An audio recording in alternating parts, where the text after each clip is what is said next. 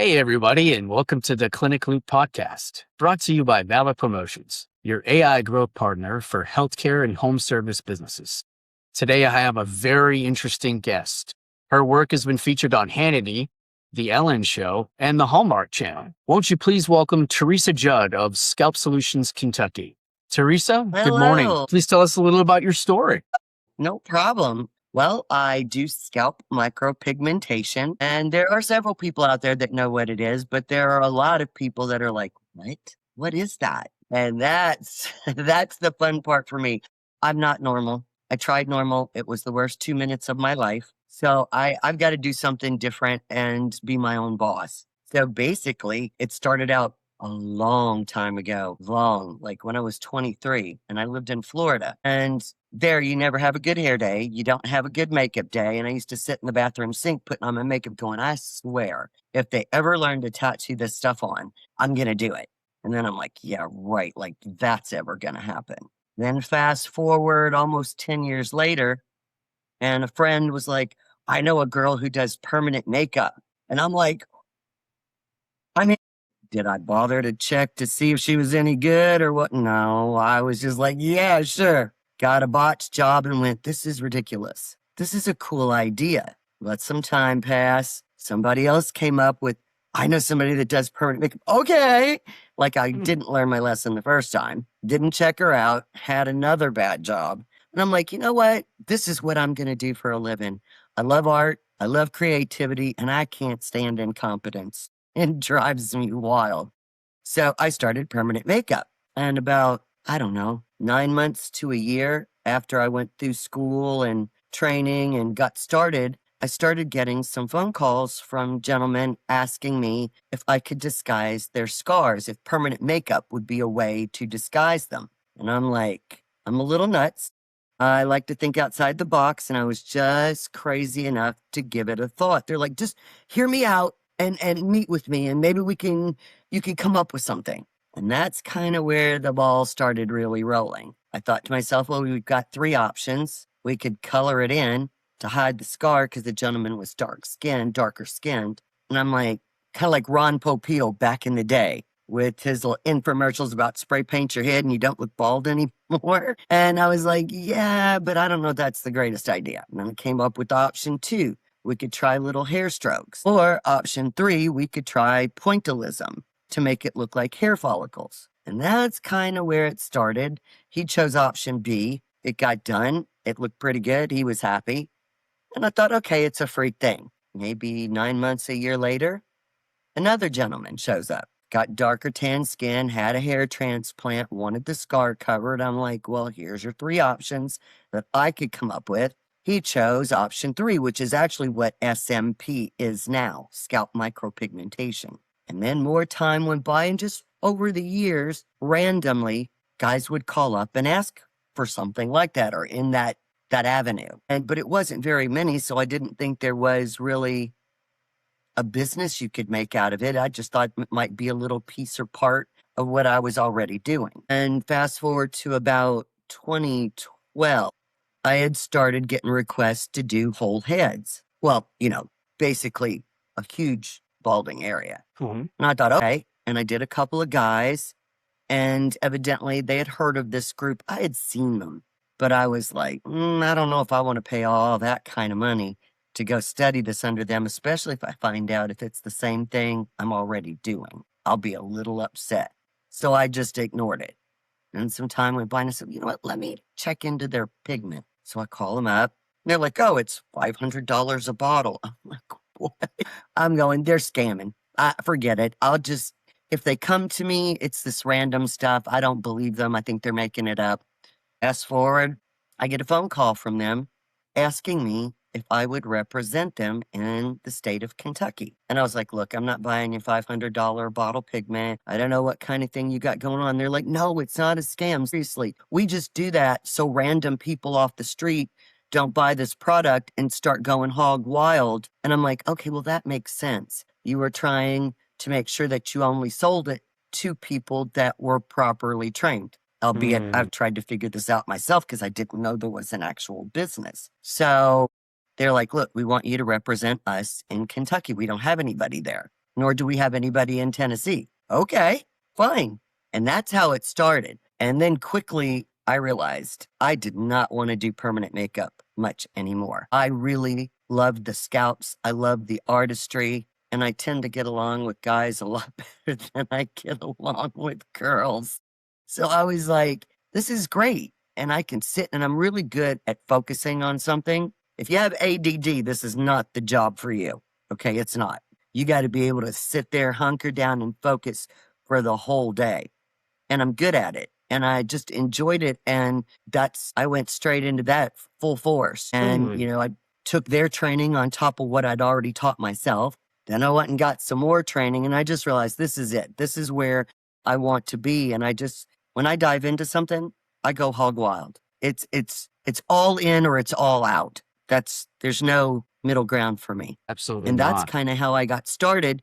And then on top of it, growing up, I guess it's kind of ironic, my parents were both in the hair loss industry. They created or made toupees and wigs. So if I ever wanted anything, now you want a car? Right. Get to work. You're coming to work with us. Oh, you want a prom dress? Yeah, you're coming in to work with us. Mm-hmm. And so I was always there. Plus, as a little kid growing up around it, and that was all my parents talked about. And the customers used to ask me, are you going to do what your parents do?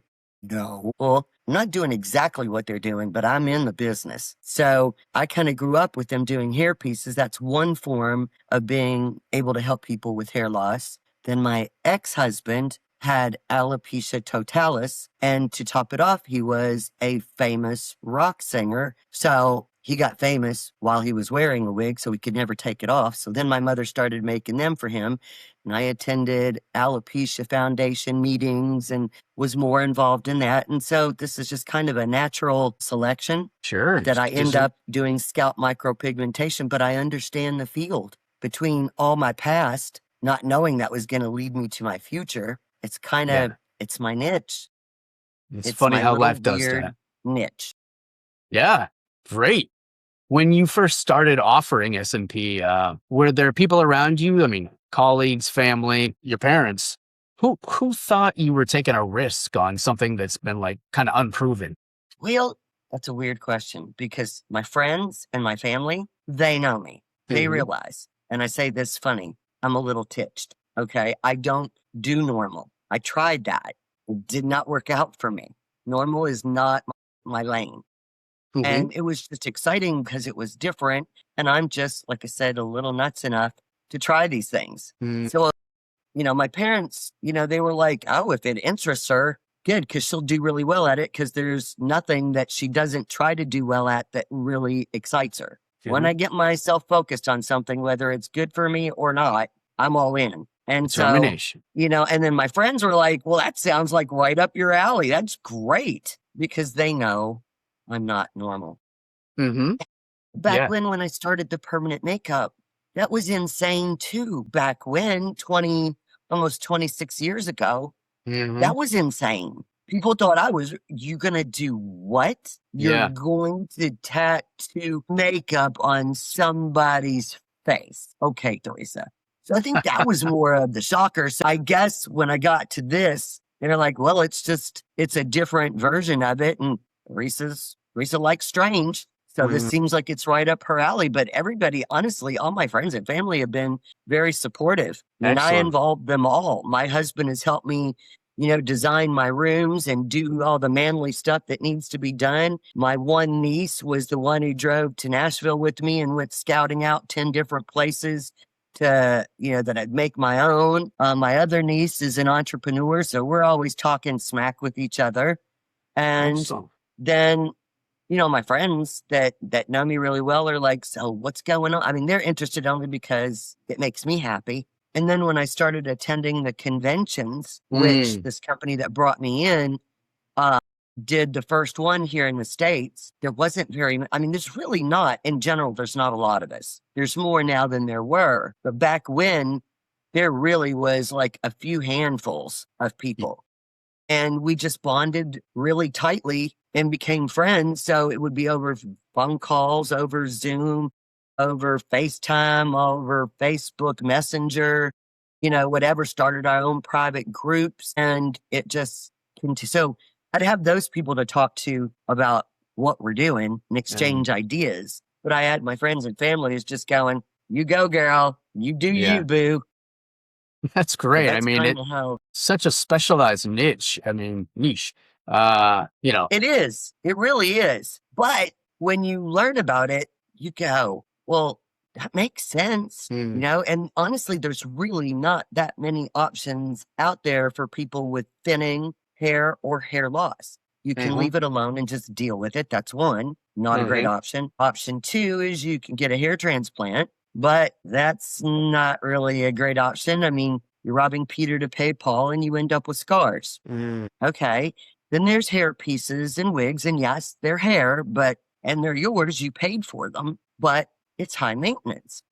I had a husband, like I said, for 20 years that was trapped in a hairpiece because he got famous when he was wearing one and there was no getting out of it. And yes, it was a lot of maintenance, but if you want to look, so everything has its ups, everything has its downs. It just depends on, I guess it's a lot like buying a house. You start out with your wish list and then you get there and you're like, well, I got the big yard, but it's a little small of a kitchen, or it's a big kitchen, but I needed 4 bedrooms and there's only 3, or you know what I mean?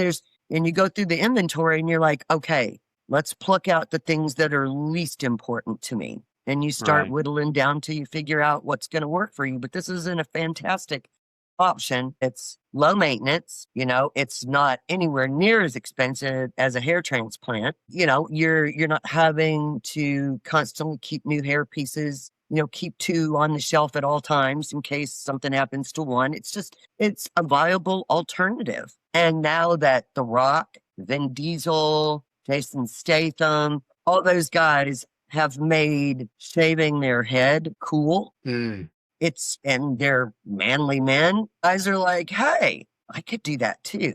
But I still don't like that ring that you can see where I still have hair and where there isn't any. And so they're like, this might be a really great option. And it's so interesting and it's so much fun to do. Yes, it's time consuming, but it's fun to do. And the end result, it's not like, if you do a hairpiece, you walk in like Vin Diesel, but you walk out like Chewbacca. Because a hairpiece, you're going in bald and you're coming out with a head full of hair.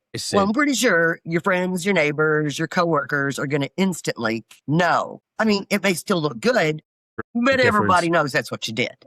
I see. Some guys are okay with that. Others are like, yeah, no, I'm not okay with that. This is kind of like, in a weird way, it's kind of like weight gain. No one really notices the 2 pounds, the 2 pounds, the 2 pounds. The more gradual. It's gradual. And it's so subtle that sometimes it takes them months to even, and all of a sudden they're like, hey, John, on vacation. Did you get a girlfriend?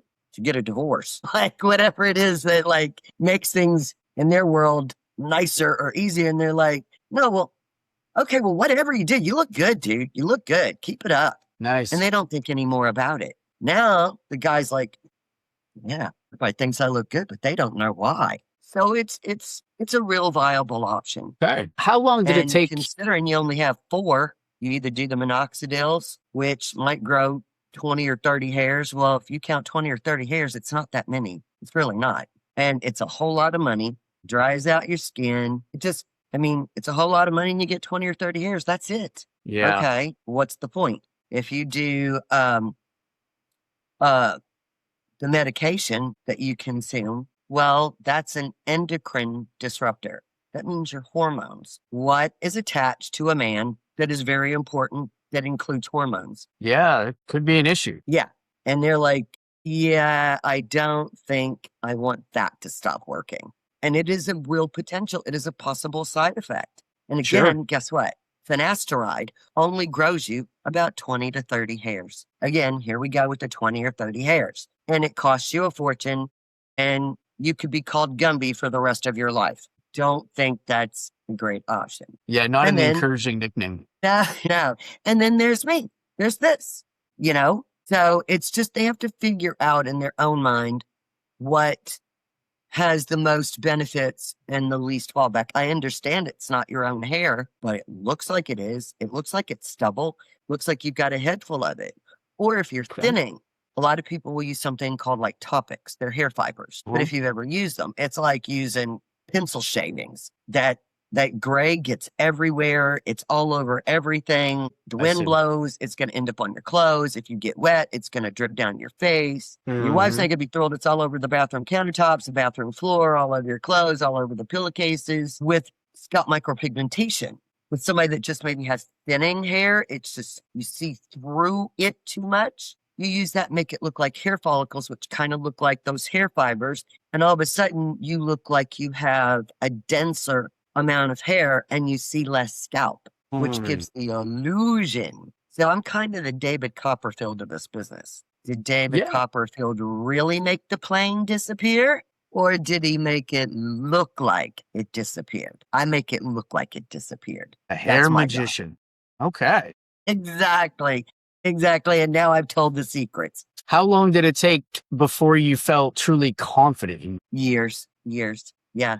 I mean, thank goodness I sat behind them and I sat in a pool of my own sweat, and felt like I maybe swallowed a small cantaloupe, because it's not quick. It's not as easy as you think it is. And you realize that there's only a couple of things guys really freak out about. That's one, if their manhood stops working, and two, if their hair falls out. So you've got somebody in your chair that is really not happy and nervous and upset that this happened to him. So the responsibility that you have is immense. But I kind of thrive under weird, stressful circumstances. It's kind of like a it versus me, and I don't like to lose. And so you fight through it. But I took training from several different people, because you just don't feel, how would I even say this? I don't know that I always feel 100% comfortable, because I do realize it's kind of like, I guess, an Indy race car. You do realize you could get in a lot of trouble in one of those. Doesn't matter that you've done 6,444,000 laps. You still, if you're smart, you realize the weight it carries and the responsibility, but you get more comfortable with it over time, because you can take as many classes as you want, and believe me, they're helpful. Yeah. But until you get different skin types, different ethnicities, different hair loss patterns, different skin conditions, different personalities, even though we're all the same, we're all very different. Yeah, we all need food. We all need water, but some people need a very specific type of food. You know what I'm saying? So it's you just have to realize the depth. And so taking a lot of trainings really did help, getting different opinions, staying friends with a lot of people, because sometimes you feel like you're not offering any of your friends anything, but then you come up with a golden nugget, and they're telling you things, and maybe some of them, but all of a sudden they spit out some golden nugget, and we're just there for each other for support. But training is important, and literally not worrying about how much money you're making. Take it slow, pay attention. And only time and experience make you way more comfortable. And if you're not sure about what you're saying, if you get somebody in that maybe isn't emotionally the best candidate for this, and they start arguing with you about something, but you know what's right inside you, but yet you're not really secure and or confrontational, in the sense like, no, that's a bad idea, and this is why it's a bad idea. I don't care that you're upset. If you're going to do this, this is what's right. You don't have that for a while. And you let people bully you into doing things that deep inside you probably shouldn't be doing, but you just want to make them happy, and you're not so secure with yourself that you can stand your ground. So it takes years. It takes years. Yeah, 20 plus years is a long runway. I'm just thinking about the experience that you've come along and gotten. That's what I would prefer. And if I were to make a decision, I would prefer that experience over somebody just getting in. Absolutely. Yeah, you have a major advantage. It's not fair. I know that, I know that, you get out of school and you got some debt and you've opened up a place and you got more debt. I get it. But the reality is that is the Yeah, you need good school, but your best teacher is experience, mistakes. Because I can tell you, in the beginning, I made some. And listen, there is nothing more painful than having someone who is so angry with you or so upset that they're crying, and you got to turn around and pay for their laser to get it removed, and you have to give them back the money they gave you, and you put in all that. Believe me, those are painful lessons to learn, but they are the great motivator to not Yeah. do it again. And it's not saying that in the beginning you won't do it again, you won't aim to, but believe me, it's the best teacher. And it Yeah, hurts. absolutely. I It was going to ask hurts. you if there were any early clients who really, the results really stick out with you, and cases that really shaped how you approach your work today. Absolutely. Because I'll look at them, I'll run across some old pictures and I'll just be like, oh, that sucked. Teresa, I wish that had never happened. But it's a reminder. It's actually, I don't know, maybe I'm a masochist. Maybe I like self-inflicted pain. I don't know, but I make it a point from time to time to go back and look at it to remind me this is what can happen if you don't pay attention, if you don't take command of your own ship, and you don't keep practicing and keep studying and keep focused on what you're trying to do. This is what can happen. And Yeah, I it can did see there's happen. got to be a balance between what the customer is saying and what they think they want versus, what you've seen and what you advise. Yeah, there definitely has to be. I'd err towards you on that one. Yeah. It's just because they don't know the questions to ask. They don't, and when you're desperate, it's kind of like being hungry, real hungry. Like if you're not real hungry, you're more selective about your food choice or where you're going. Once you get to the point of starving, you're like, I don't give a crap. I'll eat McDonald's. I don't care, even though you know you can't stand it or you don't want it or it's not good for you. Desperation makes you make choices that are not always the best or the most informed. So, you've got to understand that, and you've got to be able to go head to head with them, but not just tell them no, tell them why, Yeah, explain to why? them why this isn't good, Hmm. That makes and sense. typically now for me, if they want something, literally, if I know it's like not even necessarily design, because that's more about personal taste, but wanting something is not going to turn out right. I don't even, I don't need him and haw anymore. It's like, no, and this is why. No, not Hmm. happening. And they see the look on my face. It's like your kid, they know when there's a certain type of no, that's the end of the Hmm. conversation. Hmm. And I tell them why, and then that's it. Because I don't want to do them wrong. I don't. But now, Right. if it's a debate over personal choice and you want anchovies on your pizza and I hate anchovies, I'll offer up another option. And if that's not what you want, fine. You get to design what you Hmm. want as long as it's not detrimental. I may not like it. That may not have been, if I had my choice, what I would have done. Because I do have some artistic value. I mean, I've done traditional makeup, for movies, for acting. I've done some modeling and some acting. Like I Hmm. know about, and I like to design things. So I do have an idea of what's symmetrical, what looks good, what accentuates bad things, what doesn't. Like if you're a larger person, you don't wear stripes. It's kind of common knowledge. So Hmm. you can apply that to a design they may want. But I'll explain it to them. And Hmm. if they still want it, I'm like, okay, just sign right here that I advised you that's not the best I see. choice, but that's the one that you want. So it's kind of like an extra security for me because they signed it. But I Hmm. try my best to explain why that may be not the best choice. But I Yeah, I don't mean, run into that often. I really don't. I would say a good 50 or 60% are like, look, I don't really know what I want, but I trust I've seen your work. I trust that you do. As long as I get a say in looking at it, I'm like, fine, that's not a problem. Or some might come in and go, I have a natural widow's peak, but I don't want that. But I got a bigger forehead, so I don't want to accentuate that either. I'm like, well, then the oval shape is what we're going to do. You know what I mean? So it works out.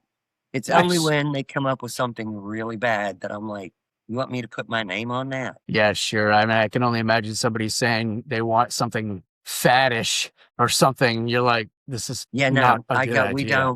we don't do that. And also, like some guys will be like, I want microblading or the strokes. Well, What's I that? figured out back in the beginning, remember when I told you I had 3 options? Mm-hmm. The color it in, the hair strokes, or the pointillism known as SMP now? Well, Mm-hmm. we all know now the hair strokes are a bad idea because they fatten out like spaghetti. Could you explain that And for our listeners a little? when you're doing hair strokes, it's the type of skin that's in the scalp, the oil, blood flow, everything about it tends to create a slight form of what's the word? Migration. Now, when you're doing hair strokes, you're making these long lines through the scalp. Well, they widen out and it no longer looks like hair strokes on the head. It looks like broken up spaghetti. It's not a good idea. We all know that. Now, when we see people online that are like, this is our new thing, we're doing little hairs, we're like, oh my God, these people are going to find out the hard way, and you can't maintenance that because what ends up happening is those little strokes widen. So the next time in 3 to 5 years when you go to maintenance it, you're going to have to go with the bigger needle grouping because it's widened. So now you're really solidifying the spaghetti on your head. Does that make sense? Yeah. What I'm What saying? can you attribute the widening? How does that happen? It's just this, it's the cellular makeup of the skin. The skin is cellular. It has all these little pockets. And it tends to be too, the oilier the skin, the more the migration. It just happens to be what it is. So when you're dealing with people like that, like that's why you may go with a much smaller grouping of needles when you know somebody is really oily, because you know there's going to be a little bit of migration when you're doing your pointillism. So you'll go with the smaller needle gauge, knowing that most of the time when you're really oily, it does expand a little more than you think. Mm, But when okay. you're taking the other kind of needles that you would use to make the hair strokes, those are going to widen out. And it literally is going to look like angel hair spaghetti on your head. So we See. know it's a horrible idea. It heals out and ages horribly. So Yeah. it's just not a viable option. But Okay. this, it's again, and it's knowledge, just Hmm. know if somebody comes in oily, you ask these questions. If they're like, yeah, I'm really oily, then you're probably better off to start conservative, maybe with a much smaller needle, and see what they bring you back. That's why you also don't pack everything into one sitting, because you want to see what they're going to bring you back. Some people can take antibiotics. Other people are allergic to them and can't Hmm. take penicillin. You know what I Yeah. mean? So there's an average, but you don't want to get too comfortable. So you kind of got to think ahead, protective wise. Okay, they're super oily. Makes sense. I'm going to go with the smaller needle configuration. I'm going to place them further apart because I want to see what they bring me back. And then on session 2, if you need to make any adjustments, needle size wise, or tone of pigment wise, or pressure wise, you can do that. Mm, You've not jammed yourself into a corner that you can't get out of. yeah.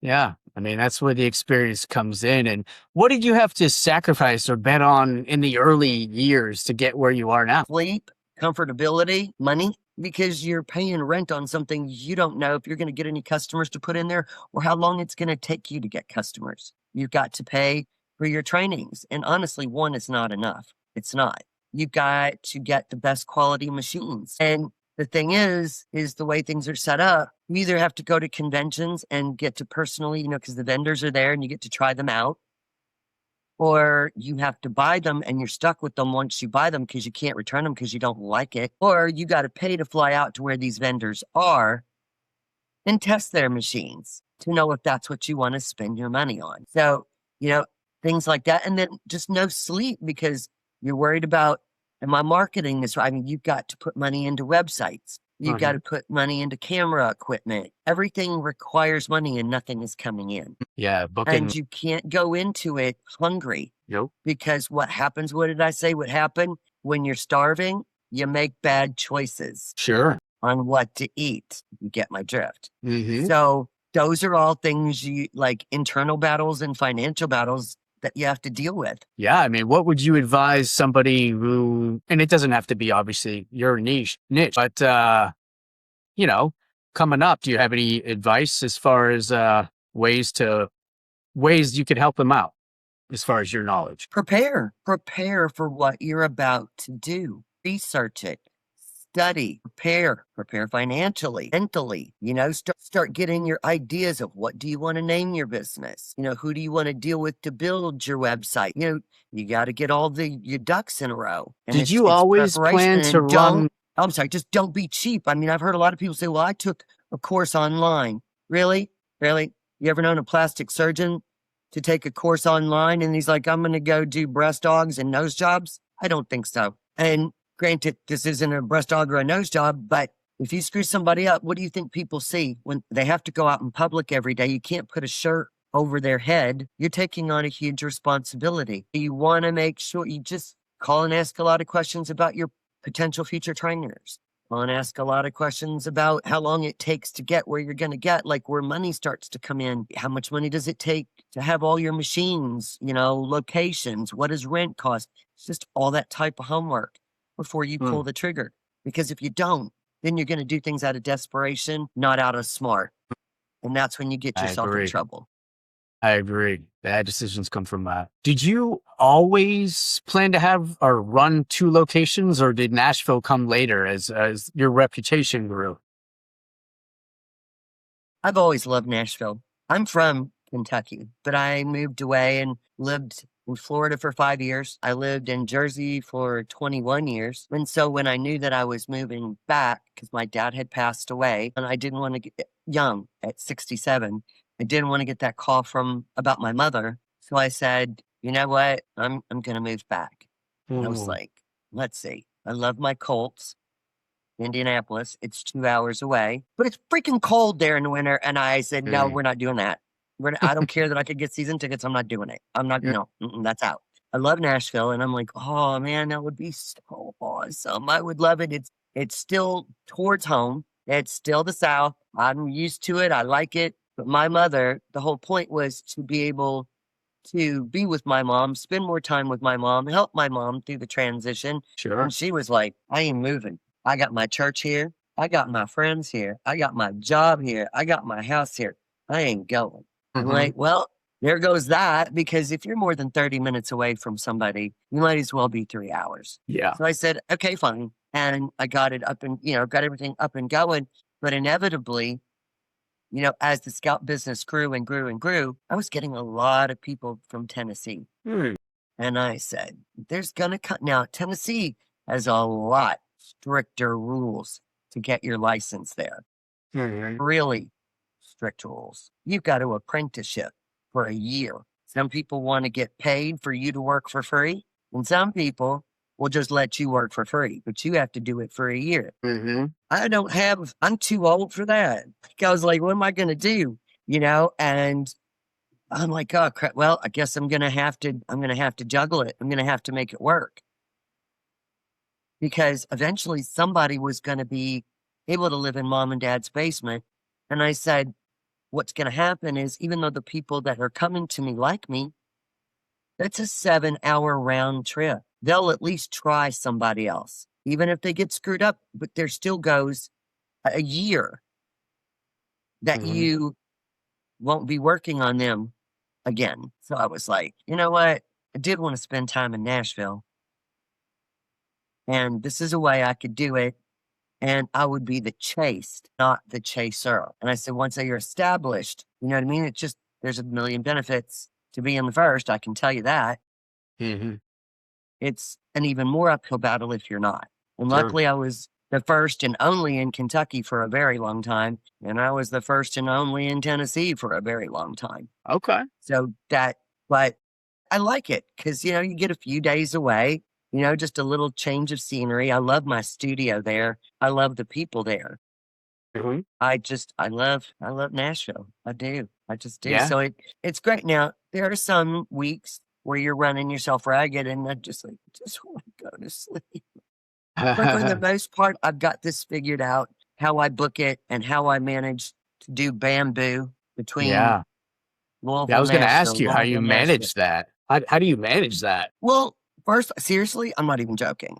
The first thing I did was pray, because I'm like, Lord, you know my personality. I'm an all in, and I'm like, I commit to it. I got to handle everything. I got to control everything. I got to try to make everybody happy. I hate, saying no, you can do it. You can do it. And I was like, God, you cannot have both my phones blowing up at the same time. I will lose my mind. I will lose my mind because you're having to tell people no, and you're all worried about losing them or them, so on and so forth.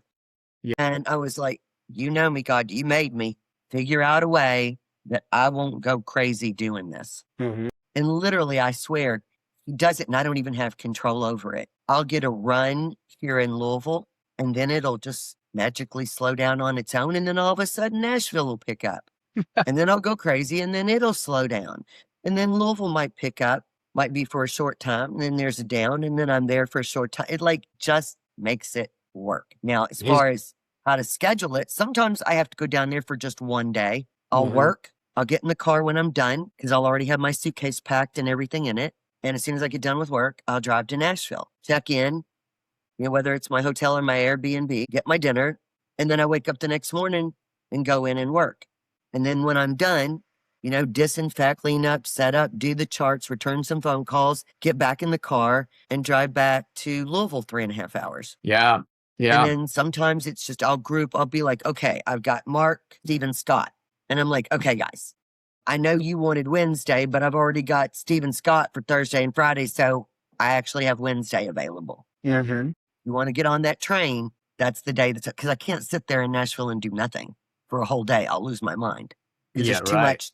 There's too much in both places, whether it's actual procedure or whether it's ordering product or cleaning the place or doing your homework or doing your social media posts or whatever the things it is that you have to do to run your business. I don't have time to just sit and do nothing. So I I've can just only learned how to group them imagine. together and, that's how it works out because God knows I can't, if they were both popping off at the same time, I would lose my mind. I would because I want to try to make it work. And there is no way to be full time in both places. So he just makes it that ebb and flow. I mean, I burn up I-65. I'm not kidding. Yeah. I burn it up. And I mean, imagine you're not answering your phone while you're in a job. So does that just go to voicemail? No. During restroom breaks, stretch breaks, bathroom breaks, lunch breaks, before I get started, after I'm done at the end of the day. And then on top of it, I got 3.5 hours in a car. Mhm. Fire away. I am a captive audience. And if you need me to see a picture, I just pull over, Mhm. throw on my close-up glasses and take a look and be like, okay, then I get back on the road and I can discuss what I saw. Mhm. You just Mhm. learn to make every minute count, and you do make every minute count. There is no Yeah. such thing as Monday through Friday, 10 a.m. to 6 p.m., even though that's what my hours say. That is not what the hours are. The hours are from 7 in the morning till 11. The life of an entrepreneur. But I love it. I don't resent it. And if I No. decide that today, I'm just making a day, today is Thursday, and I promised my mom I would take her to somewhere, or my husband and I want a day together, then I go, okay, guess what? Today's the day. I ain't Mhm. answering the phone for a while. Mhm. And I commit to whomever I'm with so I can spend a couple hours with them. And then I'm like, okay, you got a couple hours in with just me. Now I got to start answering the phone again. Yeah. You Yeah. just It's make it work. And that's where the business considering my is. mother is an entrepreneur, and my husband that I've been with for almost 16 years, he knows who I am. He knows who he married and he understands what I do. So it works out. Just works out. Well, let's switch gears to the art and science of the SMP process. Walk me through what happens from the moment someone books a consultation to the moment the third session is complete. What can a client think about experiencing? Okay. Well, I always, like I said, I'm my only employee. So a lot of times they'll just Google hair loss and whatever pops up, they just call it. And, someone will be like, so what do you do? And I'm like, well, I offer a 30-minute consultation for free. Okay. Anything after 30 minutes is $100. Mhm. So my advice to you would be to go to my website. I had it redone less than a year ago. Mhm. Spent a lot of time and money getting it redone. So it really explained everything. I wrote a lot of stuff. I mean, I was very involved in it. And so Mhm. go and read everything, Sure. everything. Look at the videos, look at the pictures. And then I want you to go online and go to YouTube. Look at some of that. Go on Instagram. Look at some of that. Get familiar with what this is. Then at that point, if you would like to have a discussion with me, then we can book that either over the phone or in person. And people say, well, how can you do it over the phone? Because back in the day, when you were literally the only thing within 600 miles, people are not going to drive and fly in very often for a consult. So we learned to do them using photos and how to perfect that process, like what kind of photos we need, so on and so forth. Once they do that, I said, look, you want to find out if you're even interested in what I do before we book any time. Would you want to drive 45 minutes to me, walk in the front door, and I look at you and in 3 seconds say you're not a candidate? You'll be upset because you wasted your time. And I wasted mine. Yeah. Because maybe you've got a big bald area here, but you want to keep your hair long. Well, you can't do that. Like, you know what I mean? For whatever the reason might be. So I'm like, what we do is once you've gone through everything, if it interests you, then I want you to give me a call back. And you can either come in for your 30 minutes or we can start by photos. I said, but photos will still save you time because I can tell you if you're a candidate. If you take them the way I sent them to you, I can tell if you're a candidate. And I can also tell which form of SMP, whether it's density or the buzz cut look. And I can tell you how much it's going to cost you. Some people might, they may not like one of the aspects, and you just saved them a ton of time, and you've saved yourself a ton of time. Absolutely. And typically, if I'm able to tell you that you're a candidate and I tell you a price quote, for that moment, I already know what I need to know, or I'd never open my mouth because it gets you in trouble. The next thing for me is if they decide to do it, it's in person. That's when I want you in my face telling me what is it that you expect and what is it that you want. Because now we're on the same book, same chapter, same page, same sentence, one thing at a time. It would not do anyone any justice for me to start drawing on a hairline and you don't book for a week, a month, or 6 months. I'm not going to remember what we talked about. We're going to have to go all over it. So we do that when we're in person. Now you can tell me on the phone, hey, I like the softer look. Okay, that's good. But as far as picking it out and actually drawing, we don't do that until it's the day of.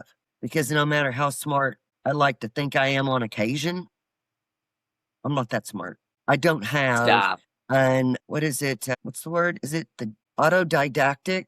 You just memorize everything you see and read. Isn't that autodidactic? Photographic memory or. Yeah. I don't have that, and I want to make sure that I remember correctly. So if we're holding hands step by step, we're in lockstep, we're in unison, things are going to be okay. So that's typically, so then at that point, I have their photos. They've read through my website. I've told them they're a candidate. I've given them a price quote. And I'm like, would you like to use your 30 minutes? Then it's really what's left is, does it hurt? How long does it take to heal? Do I need to take time off of work? How many sessions is this? How long are the sessions? Am I going to look crazy? What am I going to have to do for it to take care of it? But you never buy the horse before you buy the farm. So I take it step by step. Buy the farm, make sure it's got a barn, get your hands ready, buy the horse. So I lead you all the way up to that buying of the horse. And then once we do that, I help you with getting the job done. And that's literally the steps. And, I don't move forward. Like I tell people, listen, as much as you don't think you're in control, you are. Because if you don't lay down, I can't start working on you. So if you don't like what I'm saying, you don't like what I've drawn, don't lay down. So you're in control, not me, you are. Now, when you say yes, yes, and yes, and ladies and gentlemen, start your engines, well, then the transfer of power comes to me. Now, I'm the one behind the wheel. I have to make sure that everything you told me is going to transpire, and I'm going to do it give you what you want, but do it the way I know is best to do it and safest to do it. That makes sense? It does. How do you go about needle choice and ink formulation to get that final result? By looking at their pre-existing hair stubble. looking at the girth or the size of Sense. the hair stubble. So if it's a thicker, more coarse, then you'll probably want to up your needle selection, unless they're super oily, and then you might not want to do that because it will expand just a little bit on its own. If they've got a thinner hair, finer hair, smaller diameter hair, then you definitely want to start with the smaller needle. Tone is everybody, like even you, I'd say you have medium brown hair. But if you were to buzz all that off, you would have an ashy tone to your stubble. So all of the bases have an ashy tone, but you have to decide lightness and darkness. So I match it up to the pre-existing hair stubble, because if you're doing the buzz cut look, the whole idea is for uniformity. Sure. It's not supposed to be darker. It's not supposed to be lighter. It's supposed to blend in like the David Copperfield and make the hair loss look like it disappeared. So the best way you do that is to match up with your pre-existing hair stubble. Absolutely. What And do that's how you you do it. think, what is the average healing time? Typically, it's about 14 days. Some people are a few days less. Some people are a few days more.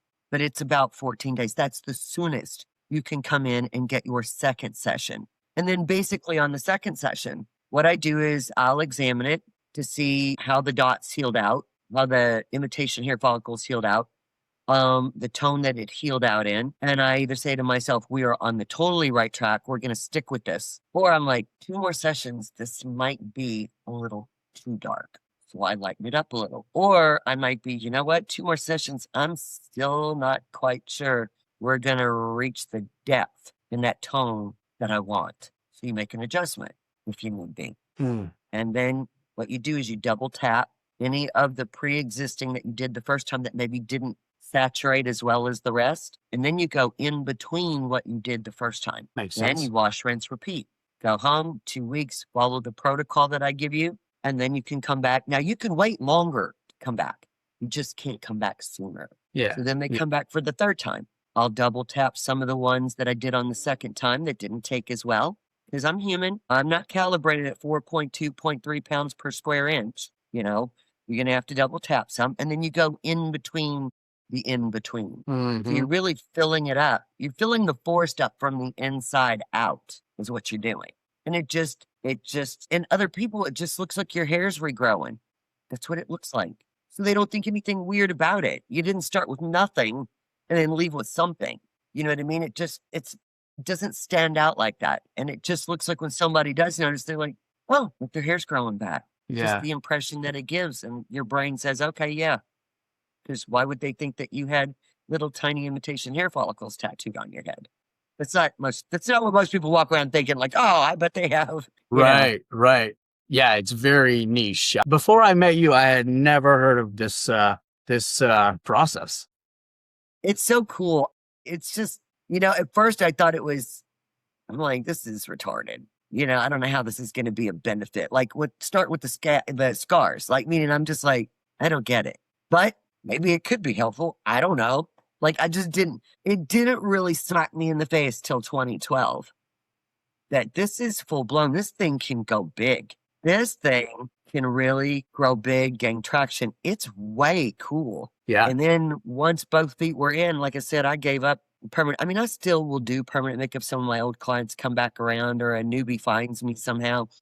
I'll do that. I'll like a fill in if there's a slow day or slow half a day or whatever. But for the most part, I am like fully focused on scalps. There's just such a night and day. And I love when people ask me what I do, I don't even bother to try to explain. I just pull out my phone and I'm like, here, this is going to be easier for you to understand. See this guy? This is before. See this guy? That's him after. And they're like, what did you do to him? And then I stretch the picture and they're like, you can do that? I'm like, yeah, you can do that. Yeah, you can definitely do that. I do that all day long. Very nice. But it's just, I love it. It's just neat. It's neat. And we've got our little group and it's like we're these, little island of misfit toys. Tattoo artists don't like us. They're like, oh, they think they know tattooing. No, I don't. I'm not tattooing Jesus on you. I can't. I'm not good like that. but I could do what I like. So they kind of don't like you. You know, people that are doing wigs and stuff, they're like, oh, you think they don't like you. People that don't understand what you do are like, you're nuts. It's definitely, but it's growing because people are learning about it. And once you Sure. give them the time and the tools to research and they spend some time digesting it, then they're like, yeah, this Yeah. is pretty freaking cool. Could be a possibility for them. Yeah. I Yeah. mean, I've had people reach out to me and said, I've held on to your information for a year. I'm like, oh, you work fast, huh? You know, they just went round and round and round, maybe not really hoping, but like if this is just super quickie, we'll get information about it and we won't thank God we didn't do it. No. If this is just a short term, you know, it's a fad. But they're realizing that it's not a fad. You know, it's kind of like a going on a 16-year fad. But it's just growing because it's organic. It's not like any of us have the money to go out and do $10,000 a month billboards, Yeah. making, you know, $800 run commercial every time it airs. None of us have that kind of money, at least not in your normal towns. You know, we don't have that kind of money. And I don't have anybody working for me, nor do I want anyone to work for me. I'm too much of a control freak. I am. People don't listen. They don't listen. They think they know better than you. Your experience doesn't matter. They don't care that it's your business. They say what they want. They do what they want. But I'm the one that has to take the beating. No. Yeah. So I how do you can't. foresee like expanding? I'm good. I am good with the two that I have. I'm good being the only employee. I will never get rich. No, I'm not going to make it on the cover of magazines going, you know, Forbes Entrepreneur of the freaking year. No, because I don't care about that. I don't. It's not. Yes, I need to make money. That is true. I'm not. I don't call myself high maintenance. But as you get older, it takes a whole lot more to maintain what you got. I can tell you that. But it's about just enjoying my job, doing it well, and being able to pay my bills and have a little extra left over to help the family. Yeah. I'm not looking to get rich off of this, you know, and I don't have an ego that's so big that needs 5 locations, 3 locations, 10 I don't need it. Don't. It's just that much more headache. I'm at the point in my life where I'll work on the people I want to work on. I've earned that right at this point, and I'll do it when I want to do it. Yeah. And I'll make sure that I do it and I do it right and I put my name and my word behind it. And I Yeah. can Your sleep at night. passion kind of comes through that you actually genuinely like doing what you're doing. I really do. I'm not saying it's not hard. I'm not saying it's not time consuming. I'm not saying that I don't get worn out from it. You know, it can be an exhausting running your own business and actually performing it, but I love it. Normal is not me. It's just not. Like I told you, I get along with guys. I can sit there and talk sports smack all day long. You Sure. know, I'm a little off color, you know, and I'm like, what movie would you like me to put on for you? You want to watch Ted, Talladega Nights? That's my humor. Yeah. You know, ladies don't quite roll like that. You keep it interesting for sure. I do. Oh, I do. Listen, if I can't start a little dumpster fire here and there, it's not fun. I have to start little tiny dumpster fires. Well, let's talk about industry conventions. How often do you do these? Well, we had America-based company that was putting on conventions here in the US once a year. And then there's a gentleman that has a UK-based company that puts on the conventions once a year. And literally everybody from all over the world flies in. I mean, I've got friends in Egypt, Thailand, Ireland, Canada, Greece, Colombia, Puerto Rico, UK. Absolutely. France, you know, Germany. I mean, I've got Denmark. I've got friends that are in all these places and we all fly in and it's really, I mean, yeah, you do learn some few things at the conventions that I'm not going to lie, pick up a few little tidbits here and there, but it's mostly so we can see each other. Like, it's just, it's weird because we cannot see each other for a year or even 2. And the second we're all back together, trouble's gonna happen. Oh, I can only imagine. We have a freaking blast. And, you know, pick up pointers, get to see each other, you know, but everybody flies in. That's what we do.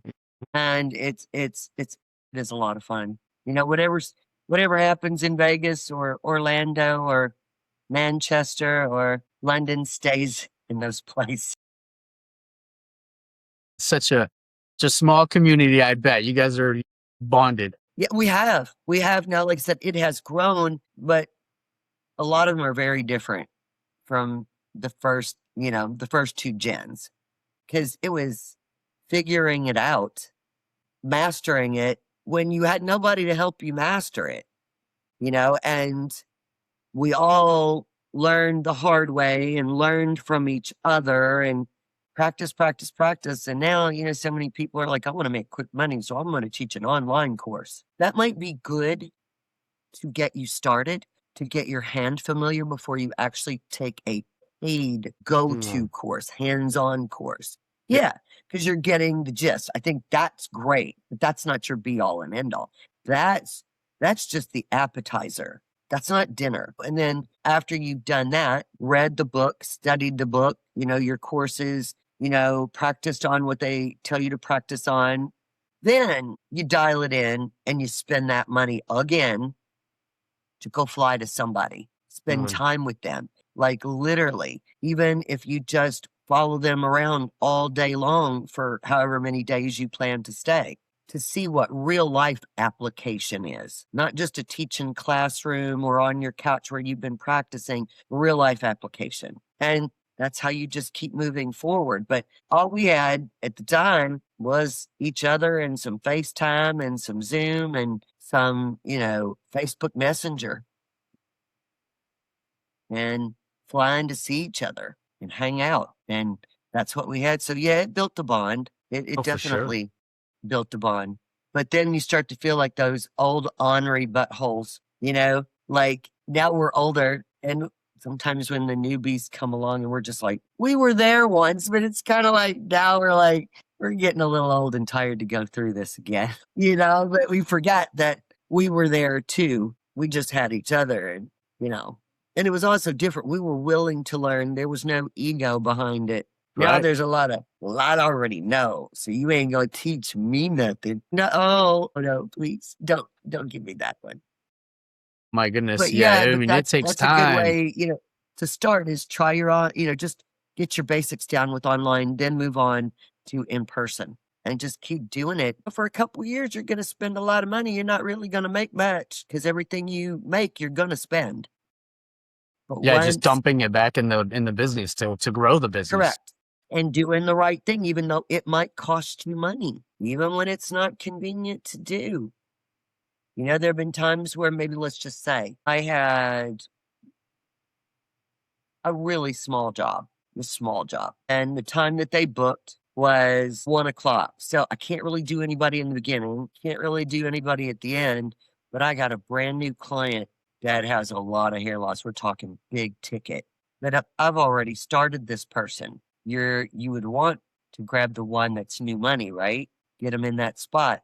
But the reality is you owe that other person because they paid you already and they've already started. You Yeah, it's can't move honorable. them. You can't get rid of them.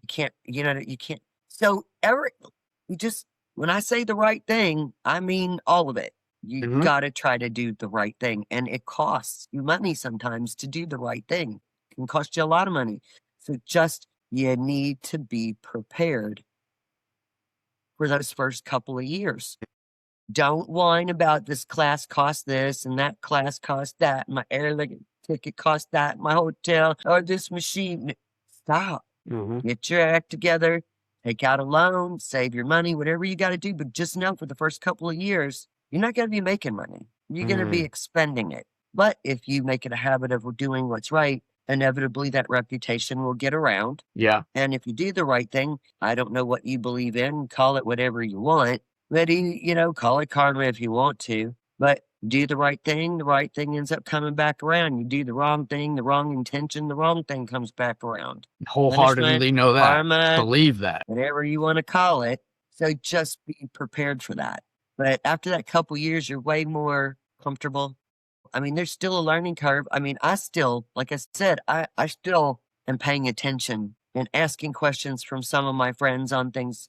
I know a lot of people are doing supplementing the facial hair, the beard. I've done a few small areas, but not a huge area. So guess what? It doesn't matter how long I've been doing this. I haven't done that many of them. So what Mm-hmm. do?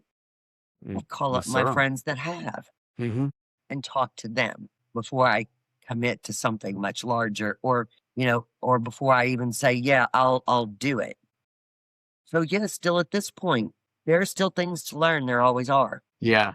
Just stay in your lane, do what you're comfortable with, be willing to let people go if they're not the right client, if you don't feel that you can meet their expectations, or if they don't have the proper expectations. Mm-hmm. Just got to be willing to do those things. And as the years go on, you just get more comfortable and it just becomes second nature to say Mm-hmm. what you say and do what you do, because that's the best way to do it. And I think you're keying into something. I mean, I think a great part of somebody being an entrepreneur is always be curious and willing to learn. Correct. And you just can't put the money first. You can't. Mhm. Like, I have turned down a whole beard because I would rather keep doing small spots till I get real comfortable with it Mhm. before I expand out on someone's entire face. Yeah, that's that. I Because mean, facial that's skin is the whole different than face. scalp skin. Sure. It's all different. Mhm. So, yeah, can that cut you off from some money? Yes, but it can also save you a lot of money, a lot of tears, a lawsuit, or having to give the money back and pay for and then having them hate your guts and tell everybody in the world don't go to you. You Yeah. just got to make smart choices. Well, you have a bunch of clients traveling from, say, Ohio, Indiana, Alabama, out of state. When did you first realize your reach had gone beyond Louisville? Well, I always intended it because I knew how many of us there were, which there weren't many, and that it was a good idea. And why would I keep a good idea just in Louisville? Right. Especially if nobody had anybody near them. Why wouldn't I reach that? So I had my website designed in mind with putting, knowing what I don't want to say I know a lot about the web and the internet and all that, but I know enough to know that, if I put in directions and hooked them to Google and put them on my website, that's going to make me pop up.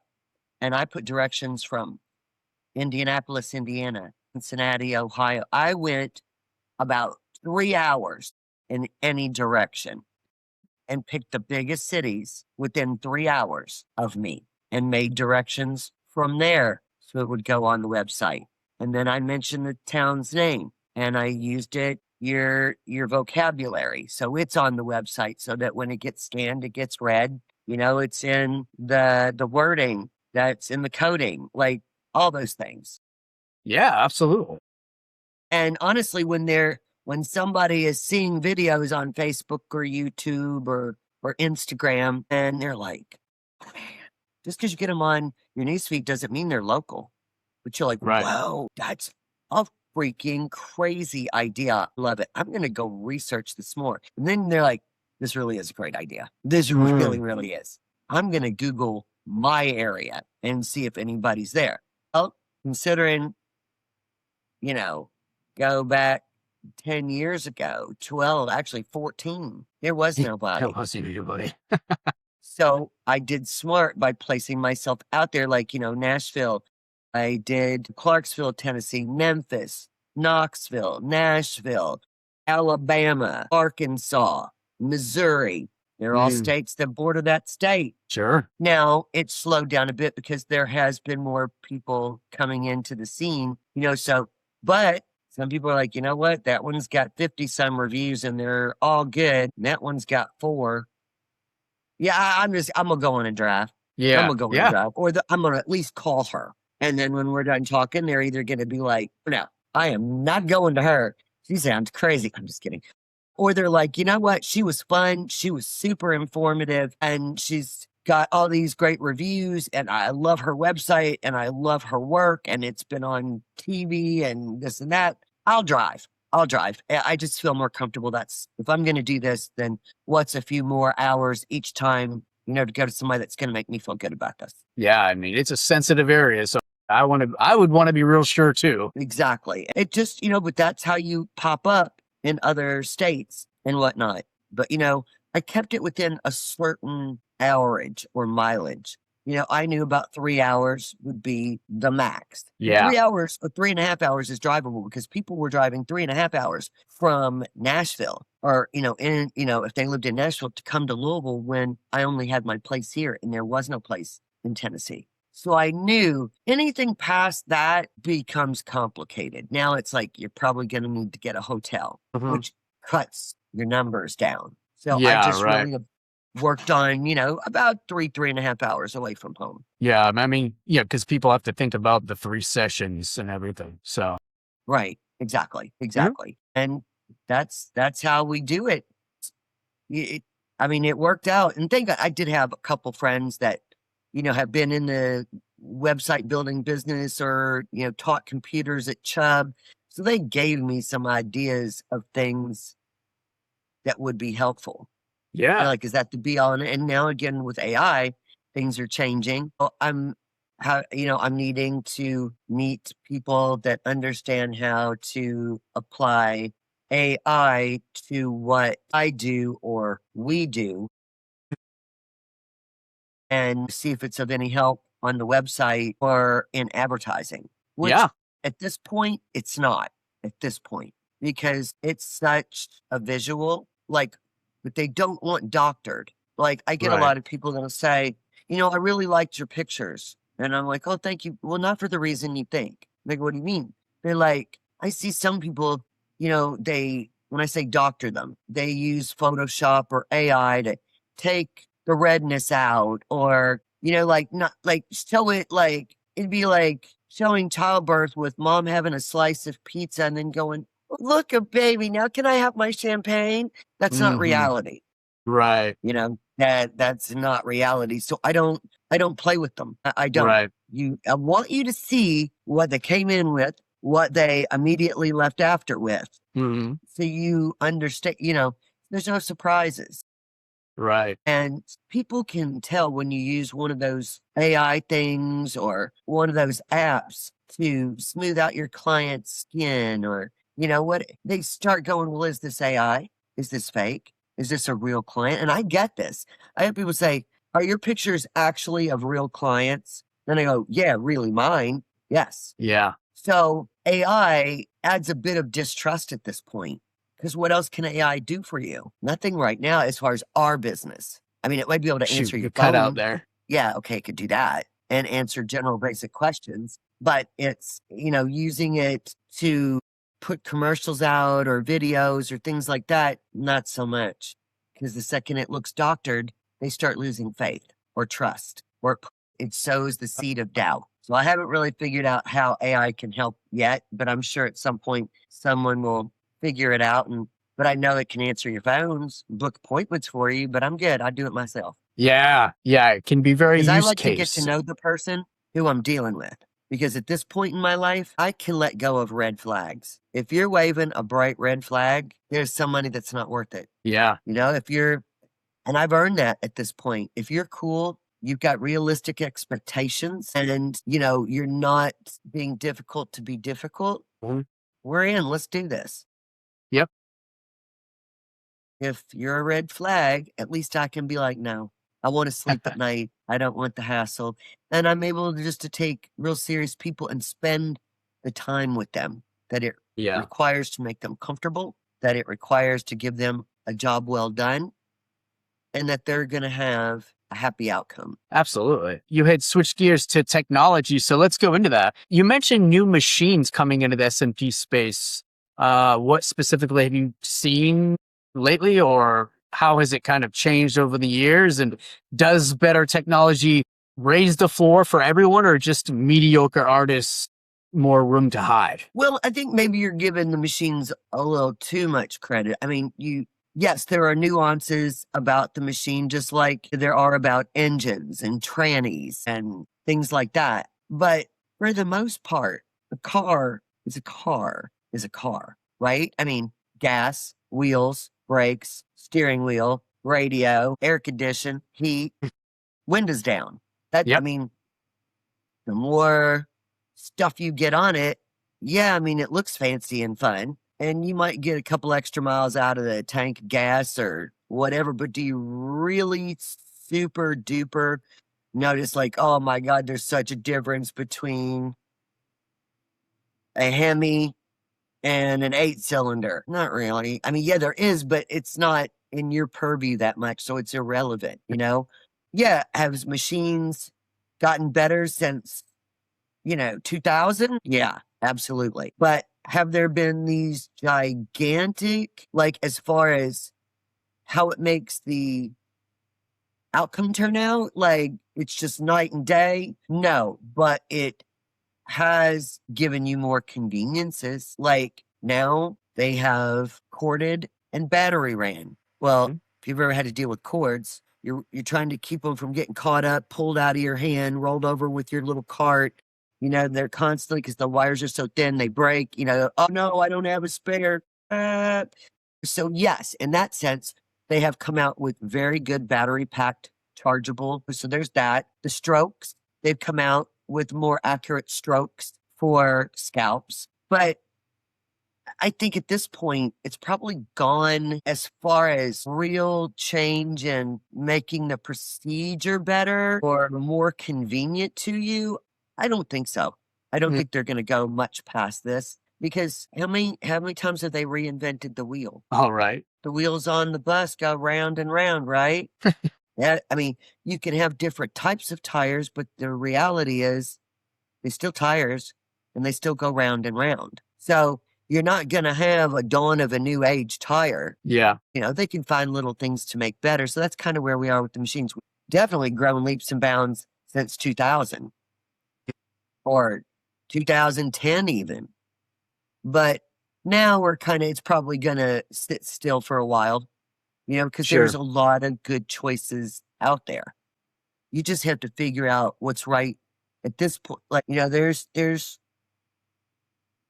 I would say, 3 good places to get a high quality machine that have been around, that make quality stuff. And you've got a million choices. Skinny, thin, fatter, depending upon how your hand likes to grip, heavy, lighter. It's just what works for you. Again, like an automobile. I don't do well in little cars. I don't like sitting low. I can't see over the dang dash. You know what I mean? I like an SUV. That's my thing. That's my jam. I'm comfortable in it. It feels good to me. Does it have to be, some top of the line outer space? No, just make it a good SUV. And I found what I like. So I don't go changing around all that much. Some people, they get obsessed with just buying every new machine, but I don't need 15 different ones sitting in my office. I get the ones that because I want to get to know. Like, I don't like dating. I like being married to the same person. Yep. I don't like dating my machines. I like to marry them. And then they get to know me and I get to know them. And I know what their quirks are and they know what mine are. And we work well together. But they, like I said, the last 10 years, the machines have really improved as far as conveniences and, stroke lengths and all that kind of good stuff. And they've really honed the needles for scalps. Because back when we started, look, nobody creates something if there's not enough of a demand for it. Sure. Right? So why would anybody spend, hundreds of thousands of dollars designing a machine for something that may only have 20 people buying it? They wouldn't. So you have to build an industry. And then once there is a need for something, then there'll be somebody to fill that void to make it. And now we're here. So you've got people making quality needles for the scalp. Because back in the day, I was using permanent makeup needles because that's all we had. And permanent makeup pigment, which is a no-no. But nobody knew that then. That's all there was. Kind of like open heart surgery. 20 years ago, it was done differently and a little more barbarically. Now, you know what I mean? They've honed that sucker real, real good, and it's streamlined. So it's kind of the same with this. Nice. Well, as someone who is clearly a people person, as clearly you are, what? No, definitely.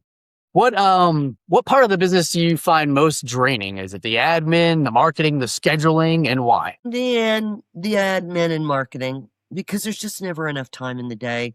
I am not tech savvy. Okay, I'm not. I get by. I mean, I know more than a lot of people, but I know a whole lot less than a lot of people. I'm older when this stuff started coming around. My brain isn't that spongy anymore. Yeah. So, where these little whippersnappers are like, oh, I just got this app and I just did this and cross-X'd that and double tapped that and did that. And I'm like, what? I don't understand what you're saying to me. So I'll be at something that should only take me 10 minutes, 2 hours in. And then I'm like, you know what? Screw it. I'm done. I quit. I don't care. I'm done. Gotcha. I've eaten up 2 hours. I have so many other things that I have to do. Yeah, you got to run a Lest business. I forget that I actually have a mom and a friend and a husband.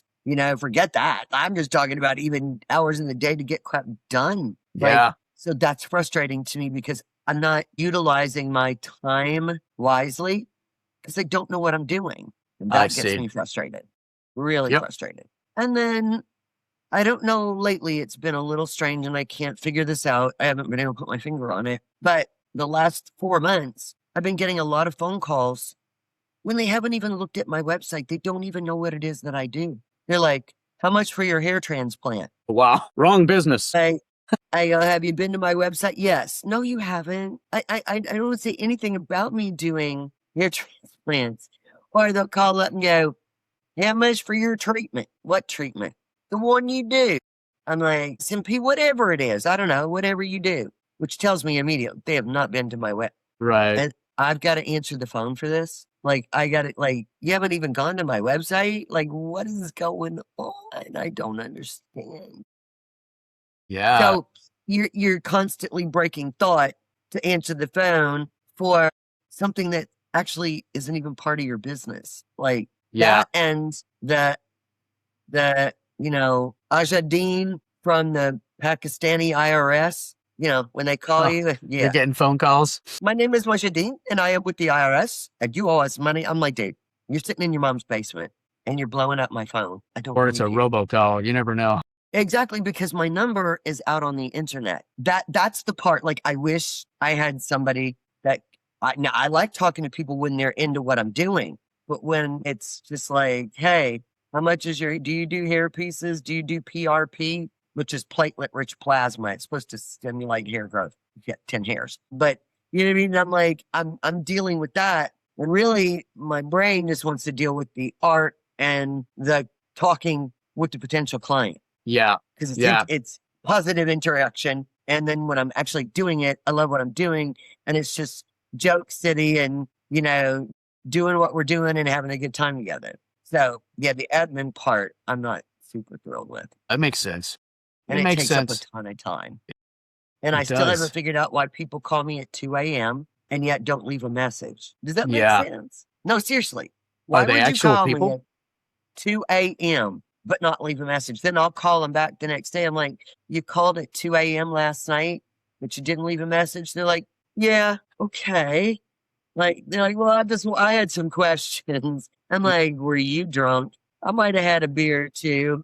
I'm like, because nobody they'll call at 2 a.m. and not leave them. I understood. Actually, if they called and left me a message, I actually would understand that. Because people get off work and they want you to call them back, be one of the first people to be called back in the morning. So I could get that because they don't realize it's a cell phone and, whatnot. But to call and not leave a message, and I'm like, well, how can I help you? Well, I just had a few questions at 2 a.m. Okay. Yeah. Jeez, how often do you get one of those? But yeah, the admin part. I like when I'm actually talking to people about what this is and what it can do or actually doing it. It's just all the other stuff. Balancing the in-betweens. Checking your deposits, doing the taxes. Yeah, that's, trying to figure out a new app, how to post a video of yours from YouTube, but you can't figure out how to get it off of YouTube and get it on your website. Yeah, those things I just go, right. Jesus. Right. Yeah, give me grace, Lord. Give me grace. Because I'm going to hurt somebody. So that's the part I don't like. These are legitimate frustrations of a business owner. I mean, I get it. But I would rather do it for myself than to have to do it for somebody else. There you go. So, yep, I'm not meant to work for other people. I'm just not. I like my own rules, my own room, my own gig. And That's the I don't need trade-off. anybody to stand over me and crack a whip to go, do what's right. Do what's right or you're going to get in trouble. Oh, no, I do that to myself. I'm good. I don't need that. I'm self-motivated and self-disciplined when I want to be. So, Yeah. so it's the job for me. So if you had, kind of a way to show your work to someone who's never ever heard of SMP, you typically show them the website and then I whip YouTube out my phone. and then the phone with pictures. Well, the phone, if I'm in person and they're asking me, it's the phone because it's the only way. Trying to explain to them, they would literally have this look on their face. Yeah, that's what I had when I first heard about it. That's the look that they would have. So I go, here, I'm going to make life easy for you. Right there. See, that's him before, that's him after. That's what I do. It's a form of tattooing. I stretch it and I'm like, I make it look like they're like, you can do that? That's freaking amazing. That looks like night and day. That's what works. If you try to explain it, they just give you that crazy look. Yeah. What are you doing for the people that are out of the area? Like, I mean, how do you give them that wow factor? They find me typically through Googling it, which puts me in there. Yeah. But I have an Instagram page. I have a Facebook page. I have a Google My Business page. I have a website for each one. Yeah. So I have all those. I'm staying away from TikTok. I'm like, no, I don't want another social media platform. I'm like, no, I'm good. But typically they Google it. They don't typically go on Instagram to find the person they want to work with. I mean, they might find out about it from there, but that's not where they go shopping to get a person. They'll go back online and Google will pop up whoever's in their area. Okay. And that's typically how they find you. There's not a ton of word of mouth because a lot of people they're not like me. You ask me what I've done, I'll tell you. I have no problem with it. I don't. It's a no holds bar, no filter kind of thing. Yeah. But a lot of people aren't like that. They're not going to walk around going, dude, bro, look what I did to my head. You should do it too. They don't really walk around doing that. Yeah, it's more personal. So it does make it slightly difficult to get reviews because they don't want, it's very personal to them. I think they'd rather stand outside butt naked than literally go out and tell somebody, hey, I'm bald and this is what I did. Like that's personal to them. So it does make work. I have some that will tell their friends or like very personal friends, but most of them they're like, I want to leave you a review. I do. Cause I just say, listen, I'm not going to tell you what to say or what to do, but I will tell you that leaving a review would be very helpful to me. Just express about your experience, period. Talk about your experience. I've not guided them in any way. I don't tell them what to say. I don't even know if they'll end up doing it. I just say it to them so I don't put them on the spot. I go, listen, when we're done, if you're happy with what I did, and this heals out and you're happy, would you please take the time to leave me a review? It would be really, really helpful. I'd rather that than a tip, honestly, that's going to help me. I'll send you the link if you decide to do it. Thank you in advance. And if not, I understand, but you'll probably get 1 or 2 reminder text messages if you've said that you would, but if you change your mind, that's okay. You get a couple from me. After 1 or 2, I delete anyway. Like I know that's just, you don't feel comfortable doing it. And that's how I do it.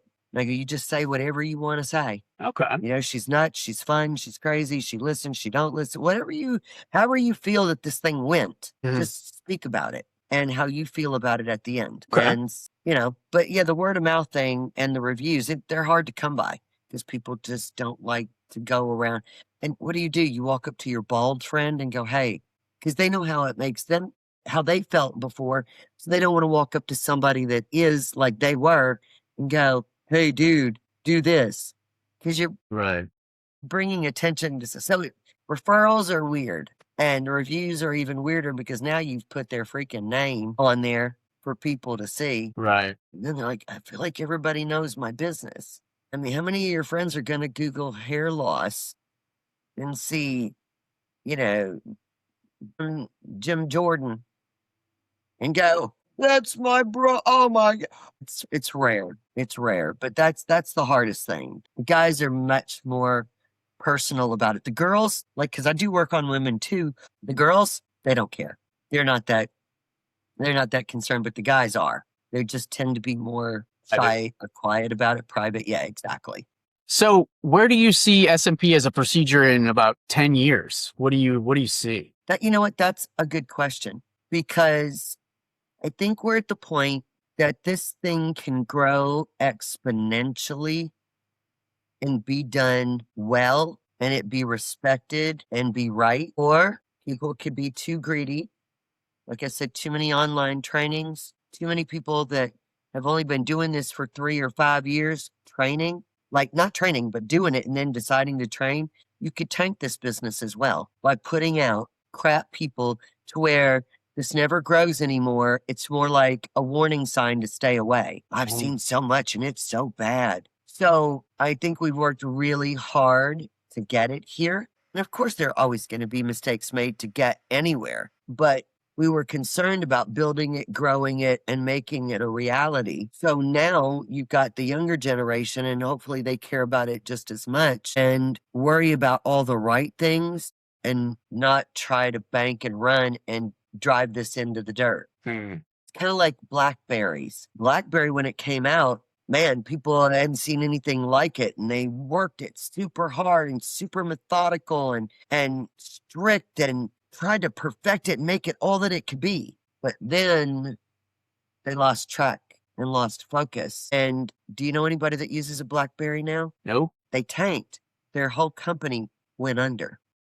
All it takes is taking your eye off the ball for long enough, driving your product into the ground. Yeah. So what would And you you're recommend? just the same as I said before. Don't get into this for the money because it looks like there's money. But when you understand what everything costs and the amount of time that you have to put into it and all the expenses that are behind it and the responsibility, think about these things before you go and jump in. And don't be some cheap bastard that's like, I'll just take a course online because that's not going to cut it. You're going to churn out crap work. It's not going to cut it. And one class isn't going to cut it. Not at all. So you have Yeah. to take it seriously. You got to want to do it, and you got to want to make this thing work and make it work as best as possible because you only get so many chances at it, and then its momentum is gone. And you've given it a really bad reputation that you don't want. Mm-hmm.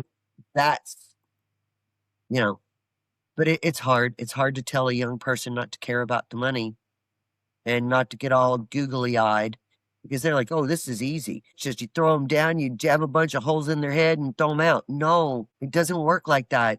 You cannot fly through this. You cannot. Yeah.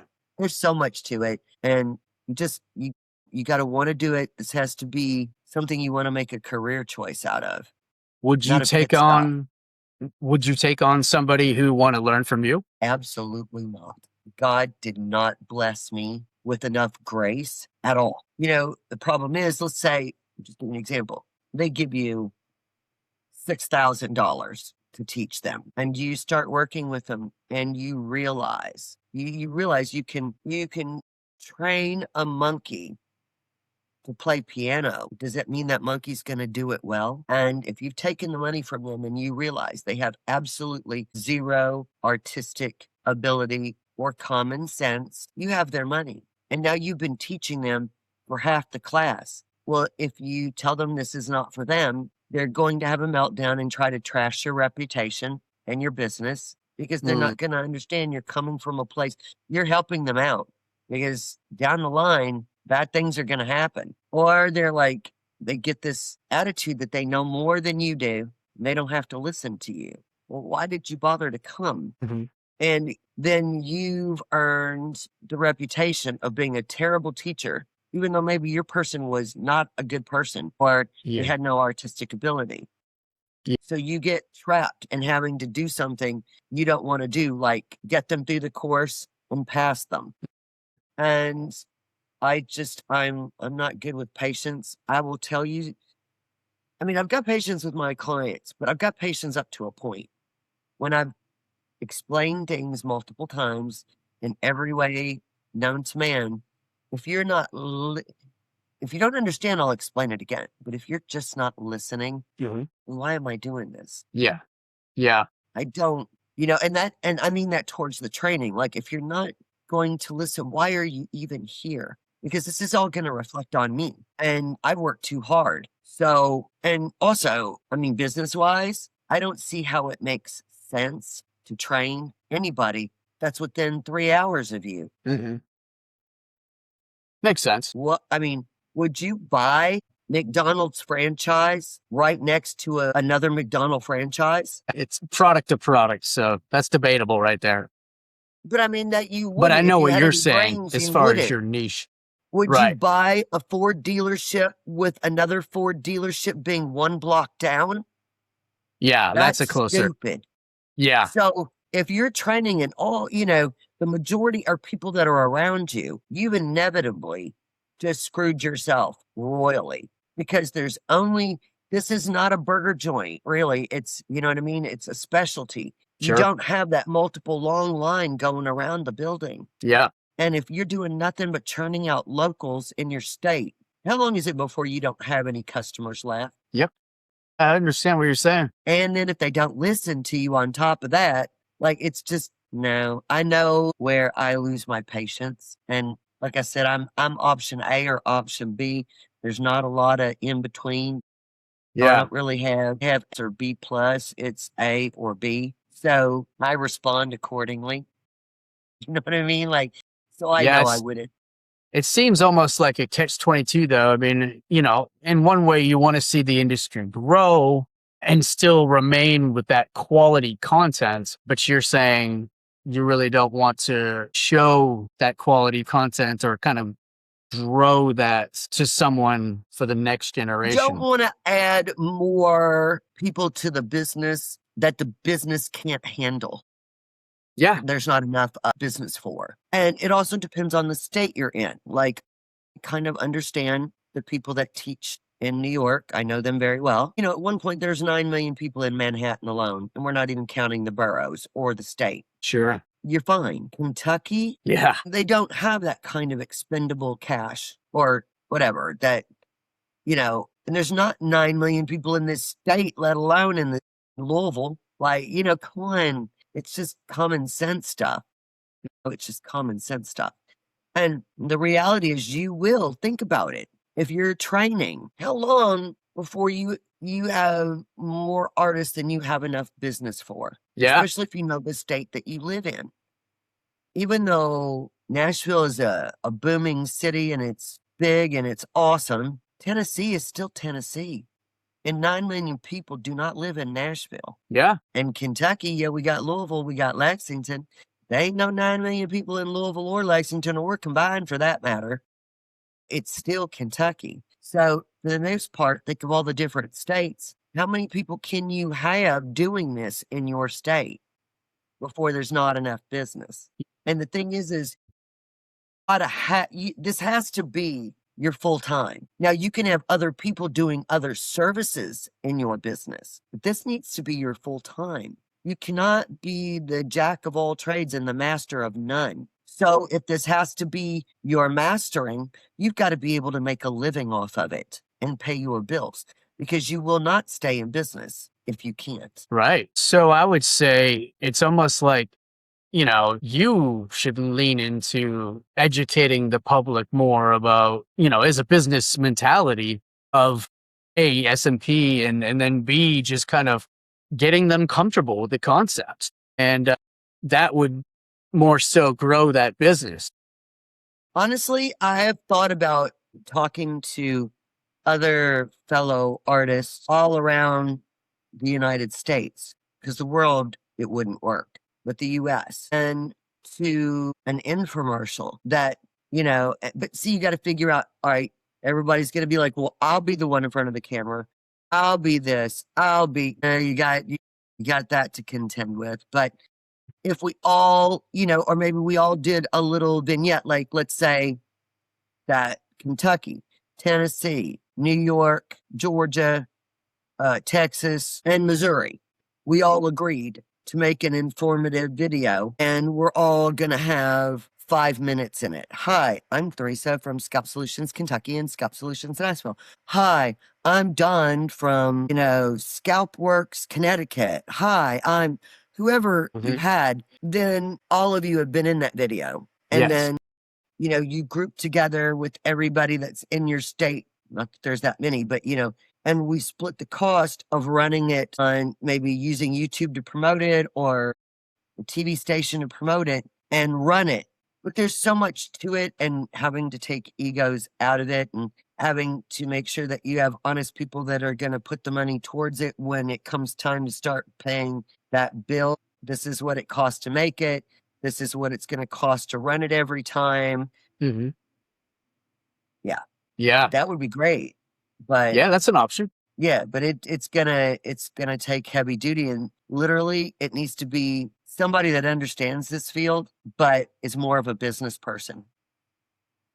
So we're not you get the people that are going to commit to it, but we don't have to combat each other to get what our ideas across or what we want. We have a liaison that's going to go and do this and make everybody that wants to be in that little 5-state group happy. That's going to work for everybody. There's a lot to it. Do I want to head that up? Not so much. I think the idea is decent, but there's just nobody's figured out any other way to. We had one group, the one that actually, originally gave me training outside of me coming up with my own thing. I won't get into too much but let's just put it to you this way. The owner was definitely a high functioning, creative entrepreneur that liked to dance around in the gray area a lot. As far as business or business, personal, but he started something that really I don't even know how to explain it to you, the creativity this dude had. He was also a self-sabotager, but that's not the point. Before he self-sabotaged, he was genius. And literally, he's the one that really got this stuff actively really going here. And that's who had asked me if I wanted to represent them in Kentucky. And he had it spread out all over the U.S. And he was taking 50% of the money. Some people he was taking more. You made your own deals. I know what they offered me and I know what I refused. And then I know what I came back with. But everybody makes their own deals, what they're willing to let go of. Well, let's just call it a 50-50. Well, imagine 50% and having someone in every state, or just about every state, or 2 in a big state. You know how many people that is? And now start multiplying the money. Well, he was having a blast getting all his male counterparts together, having fun, smoking cigars, having some champagne, shooting videos in his incredibly nice swimming pool with his incredibly nice Bentley, and being like, dudes, you want a piece of this? But he had the money to put out non-stop these self-promoting videos of, look what SMP can garner you. Look what I'm doing. You want a piece of this? You want to get it done? You want to roll like me? You want to be like me? You want to work for me? And I mean, it was going big time. But we're talking, he put hundreds and hundreds of thousands of dollars into just YouTube marketing and Google marketing and any other marketing and his videos. And, honestly, I wouldn't doubt if it was $1 million or more that he put into it over, because then it would just keep multiplying. But we don't have that kind of money. That's all he was doing. He wasn't even doing procedures anymore. Right. As soon as he got that down where he could teach somebody, he stopped and said, I can make more money by pimping out the business to people I trained than for me to pimp it out. And that was smart because he had all the advertising covered and it worked really well until, sadly, there was some self-sabotaging and it disbanded, for the lack of a better word. So since then, everybody kind of spread out, like that first and second gen that we talked about earlier, kind of spread out on their own. Yeah. And so where are you going to get that kind of money? And it initially put it on the map, but now it's up to you guys. Correct. Correct. But I still think it's not a bad idea. Maybe, like I said, 5 local states, or 4 local states, and get the best of the best that's in that state and say, hey, let's all go together. We're all going to do a little segment of this video and let's pool our money together and put it on YouTube under these areas to make sure it gets played in these areas, and just keep doing it like it's an expense or a bill, like it's a car payment or rent. Yeah. But you got to get people to commit. And who's the one that's going to chase the money down? And who's going to be the one? Somebody has to be in charge. Who pays the bills? Who decides when these goes out? Who takes care of the YouTube but you need to do it like it's an infomercial. Mm-hmm. Because Well, you know how you used to watch it and you'd see the orange and you're like, oh, Lord, it's that orange spray cleaner again. And then by the 20th time you've seen it, you're like, you know what? Maybe I need that orange spray cleaner.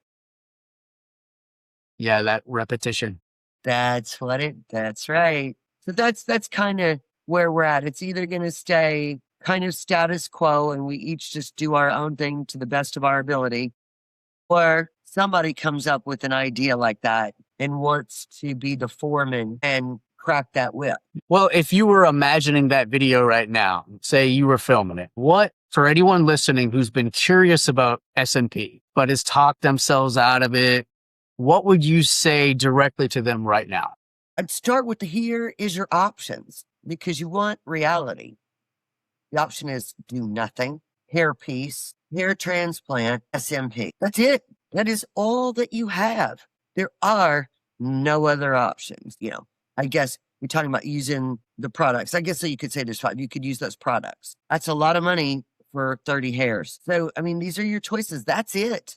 And then you break down the choices. You could do nothing, but you're still have hair loss or hair thinning that you hate. That is an option. You could do a hair transplant, but here's the downfall to that. Here's the upside. Here's the downfall. Here's a wig or toupee. Here's the upside. Here's the downside.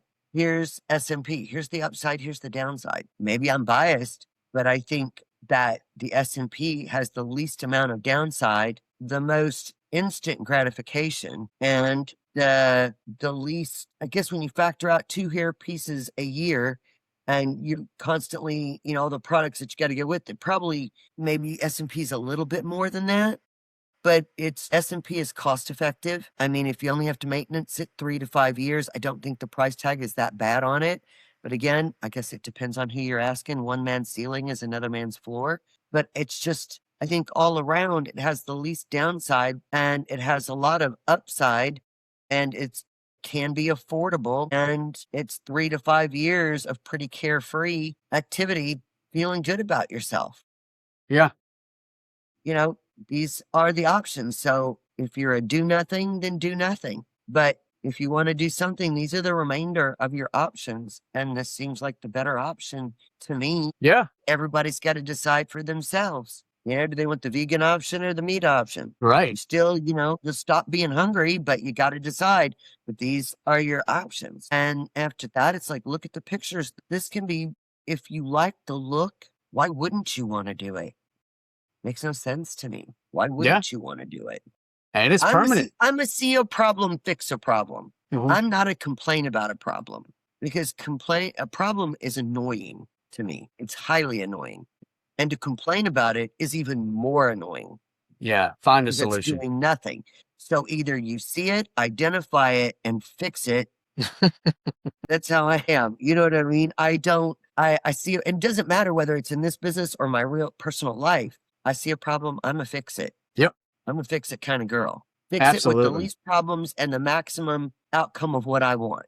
And whatever that weighs out to be, that's what it weighs out to be. The most you can get for the least problems. Mm-hmm. Bang for your And buck. that's literally what it boils down to. Do you hate being bald? Mm. Does it bother you?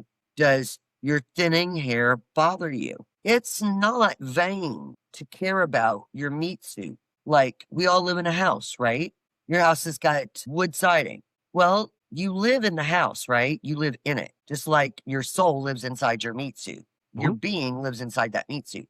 Now, is that vain to take pride in your home and want it sanded and look perfect and painted nicely? so that when your neighbors drive by or you come home, you're like, man, I sure am proud of the way that looks. I'm proud of what I live inside of. Is it wrong to be proud of living inside your meat suit? No. Now, if it becomes your full-blown obsession and you do things that are ignorant instead of, not taking care of your business, well, that's different. But if you can afford it and it's going to help you, what's wrong with it? If Yeah. it's going to make you walk with a little bit more pep in your step, you take more pride in the way you look and you present yourself, as long as it's not your obsession, and you don't ignore the things that are really important. There's nothing wrong with painting your house. So do it. Don't complain. Do it. Well said. Step up and take a swing. Now, I can understand if you're not sure about what it is, but go look at the pictures. Go look at the videos. Do your homework about it from several different directions and go, is this for me or it's not? Yeah. I don't know. It seems to me like an easy way to solve a problem. Yeah. Yeah. That's good. But it's just a matter of what works for somebody. What has the most upside with the least downfall. And that only you can decide that. You have to make your list of what was important to you. Kitchen, 2-car garage, finished basement, number of bedrooms. And then you go, okay, I've looked at the inventory. Now I'm going to have to give up. I'm going to have to trade off here or there.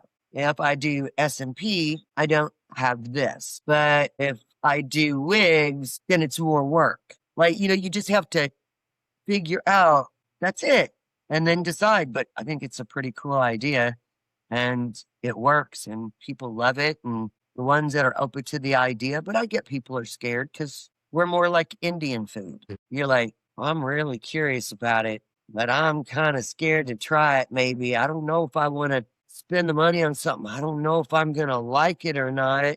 So it's either you love it, you hate it, or you're scared to death of it, but you're really curious. That's kind of what we are. Nice. Well, one more time for the listeners, where can they find you and Scalp Solutions? Okay, well, you could go to www.scalpsolutionskentucky.com, spelled out, or you can go to www.scalpsolutionsnashville.com. You can call me at 502-6265 for Kentucky or 615-511191 for Nashville. You can find me, Scalp Solutions Kentucky, Scalp Solutions Nashville on Instagram, and on Facebook or YouTube. Great. A lot of options. Well, we've reached the point of the show. Theresa, what is your prescription to improve the industry? I think doing a lot more chattering about it, if we can find the time to do more informative videos, like a sit down, have somebody like what you're doing, ask the questions coming from an angle of if I were to be an SMP artist, and having you answer them outright, maybe posting a video on all your social media, on your website, just continuing to put out good work, truthful information, always make the client the most important aspect while also retaining your rules for your business and protecting yourself. But just doing the right thing and doing the right thing by your business and continue to learn from it and continue to promote it correctly. Learn the facts about it, share as much as you can, and just make sure your heart stays in the right place. Yeah, absolutely. Well said. And the more you do that, I mean, that's really all it boils down to. You run a crappy business, you get crappy clients, you lose your business. You lose your crappy business. You get, you're good to your people, you care about your business, you love your business, the love is going to come back to you. Any parting shots? I want to thank you for your time today. No, I appreciate your time and I appreciate talking to everybody. And listen, if you just want to ask some questions, feel free. Give me a call. I'm happy to answer them. I'm not accustomed to dragging people in, kicking and screaming. If it's right for you, I'm excited, but you don't have to worry about the high pressure auto sales tactic. I don't use those, but I'm happy to answer your questions. And I appreciate your time. I had a really good time speaking with you. Yeah. I loved it too. Thank you so much. And I'm glad we were able to get this worked out. Holy cow. People, you all have no idea how hard this was for us to get this worked out so we could do it. But it worked out great this time. So I'm really appreciative. It certainly did. Thank you so much. Take care, everybody.